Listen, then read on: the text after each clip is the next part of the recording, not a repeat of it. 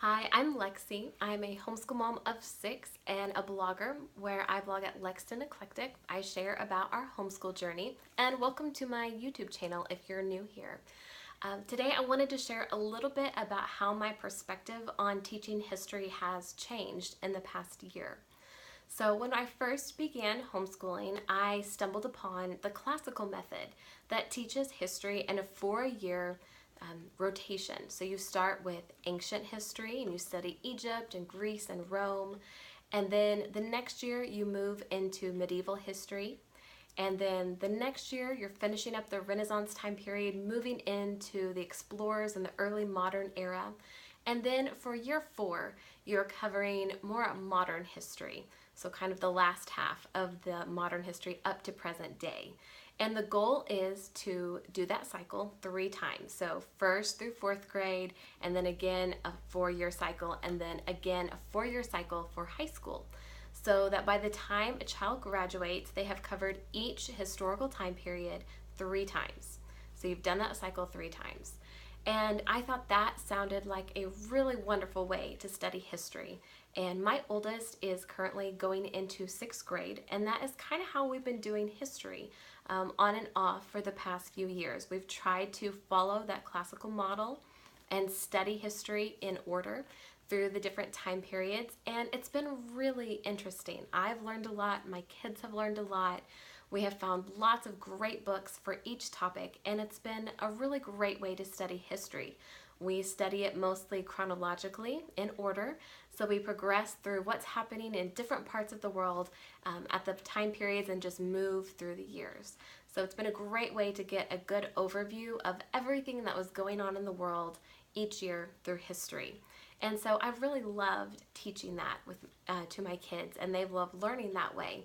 But I recently started studying a little bit more about Charlotte Mason and some of her ideals. And while I don't agree with everything she has to say, and I do disagree with her on twaddle a little bit, sometimes we like to just read some fun, silly books. And so that's something I do allow in my homeschool. She would probably not be pleased with all of my book choices, but that's okay. But I've started learning more about how she proposed teaching history. And she encouraged you to start with American history and to start with what the child knows. So you're teaching about things around the child, starting with wherever the child is from. If it's a child who is an American like we are living in the United States, you start with a history of America. And you do that for several years because it's hard to learn about other parts of the world until the child has the context of kind of their worldview and how their country was formed. And it's it's a little challenging to try to explain some of the abstract concepts of the different societies, the ancient societies, especially with their belief systems. And she felt that children needed to study things more concretely and start with their own country. And after reading about that, I have kind of come to see a lot of value in that, a lot of merit to her suggestions of starting with American history for my kids. And then once they have a good foundation, going back and studying the world history and studying maybe even in the 4-year cycle, but going through the different countries and cultures and studying about their religious beliefs and the way that they lived. So it really got me thinking that for my kids, I think it might make more sense to take a break for a year or maybe even 2 or 3 years and just focus solely on American history. I know that I do not know my American history as well as I should. And while it is great that my kids can name the pharaohs in order, or they can name all the gods and goddesses of ancient Greece, and they know about the different Roman rulers, I really think it's more important that we focus right now on American history and how our country came to be, and then study the world and America, how it fits into world history later. So I'm going to be taking a break this year. I'm jumping out of our history cycle. We just finished ancient history again, and I've decided that I'm not moving on to medieval history. We are going to jump into American history, and I've chosen our curriculum. So I'm going to hold it up right here. You can see this is from Master Books. This is their new book called America's Story, and this is the first volume, and this is for about 3rd grade, kind of upper elementary school is kind of their target grade range. And this is Ancient Americas to the Great Gold Rush. So this is book 1, and there are going to be 2 other books in the series. Book 2 is going to be from the Civil War to the Industrial Revolution, and then book 3 is from the early 1900s up to modern times. And so those should take you through 3rd, 4th, and 5th grade, so 3 years of American history if you choose to do it that way, or with older children you could probably condense them and study more than 1 book a year if you needed to get through it more quickly. But I wanted to show you a few pictures of the pages, even though they'll probably be backwards and a little hard to see. But I recently got the books in the mail, and I was really excited to be able to go through them. As you can see, there's not a lot of text.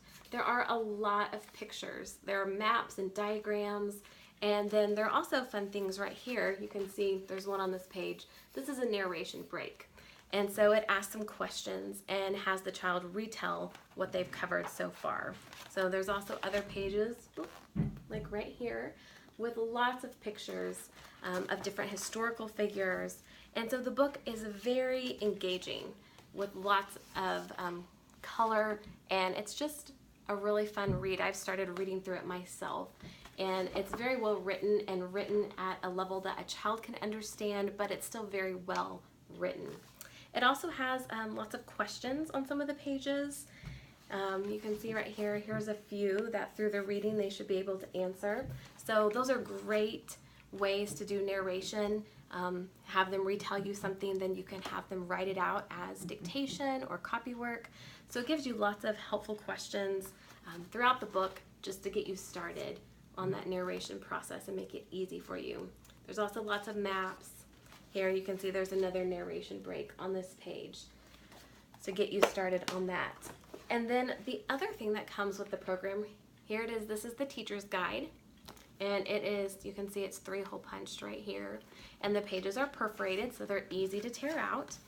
But it comes with a really wonderful schedule that tells you what pages to read each day, what projects to do, what notebook pages to do, what maps to fill in. And so that's really helpful to kind of give you guidance on which pages you want to do each day. And then there's lots of notebook pages in here where the children will be writing things. They'll be answering questions, and they can do some of their written narration here. There are some pages for doing sketches. So that on that page you're sketching a teepee. There are some maps to fill in, so you have map work. Here's a notebook page that they can fill in and draw here, and this can be put in their notebook. It has some vocabulary words. And then another fun thing in this book is there's a timeline. You can see right here, so you can tear out these pages. And then in the back of the book, they have timeline figures. So you can color them, or you can draw your own if your child wants to do their own. But they've made it really easy to do the timeline by using their timeline figures right here that are in boxes, and you can just color them and cut them out and glue them onto those pages. And when you're done, you will have a complete timeline that covers the time period of each book. There's another page of the timeline right here. So, and it has artist study and lots of great questions, some simple writing assignments, some activity options, some ideas for going deeper, and kind of doing some simple research projects on different topics. So it is actually a wealth of information. There's also some fun word searches and other things if kids like to do those. So it is a really easy to use resource. I've started planning it out for my school year, and I'm really excited to use it with my kids because it has a great schedule that really breaks down the reading and the worksheet pages and the notebook pages day by day, so I don't have to feel overwhelmed, and I can know how to pace the program so that it doesn't feel like too much work. So it's very, I would say it's pretty open and go, very easy to use, which is something I love in my homeschool because with 6 kids, I do not have a ton of time to plan my day, and I don't want to spend a lot of time reading all of their material ahead of time and trying to plan it all out in a planner. I like things that I can just know exactly what I need to do, open it up for that day, and be ready to teach. So I'm really excited to be using this new history program from Masterbooks this school year. This is a complete change from what I've been doing the past few years, but I'm excited to see where it takes us. I think my kids will really love the American history. I think they'll really enjoy the readings. They'll love all the pictures throughout the books, and I think they'll enjoy the notebook pages, the sketches, doing the written narrations, and really making the timeline, because I'm embarrassed to admit we have never made a history timeline before because I found them really overwhelming. So I'm excited that this resource makes that really easy for us to do. So I'll put a link at the bottom with some more information about this program and where you can find out more about it. But it might help you if you're looking for new direction for history in your homeschool and wanting to cover some American history for a while.